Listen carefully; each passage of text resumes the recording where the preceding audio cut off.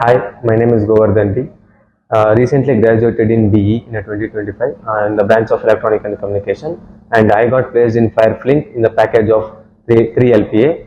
And when it comes to lecturing QSPIDER, I joined QSPIDER after completing my 7th SEM. I had a lot of time in 8th SEM.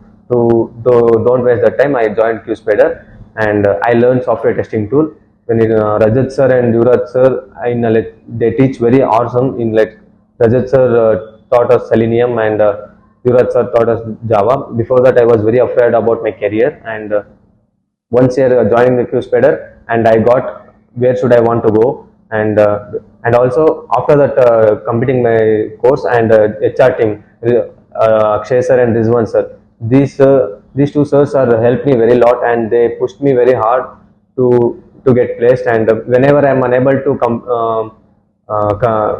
completed that interview, Rizwan sir attended some grooming session, and they taught us very nice. And thank you, QSPIDER.